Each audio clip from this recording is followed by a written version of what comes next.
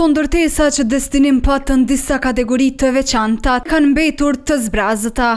Fshati i lumtur ka qenë i destinuar ekskluzivisht për personat me aftësi të kufizuara, për strehimorën e qytetit, do thotë, dhe një pjesë e fshatit të lumtur ka pas të bëjë me qendrë për punë sociale. Në fshatin e lumtur në Zabel të Gjilanit asnjë këmbë njeriu nuk shkeli, ani se punimet u kryen tash 5 vjet. Madje ata që synohej të vendoseshin nuk pritet t'ju vijë radha.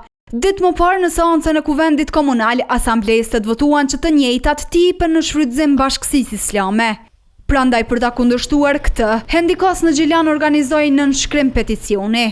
Janë mbledhur ndikon në rreth 1000 nënshkrime. Peticioni është bërë në kundërshtim të vendimit të Kuvendit Komunal të datës 26 qershor.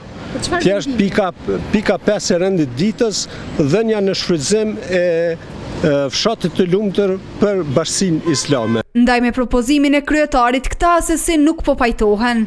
Nuk na u ka dhënë asnjë mundësi as për debat, as për është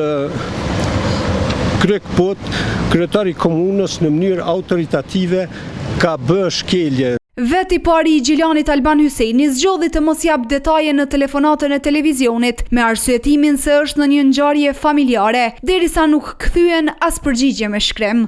Kësaj vepruan edhe nga Bashkësia Islame e Kosovës, të cilët zgjodhen që pyetjet e klanit t'i kalojnë në heshtje. Megjithatë, në mbështetje të personave me aftësi të kufizuara, dolën edhe opozitarët që kundërshtuan këtë propozim.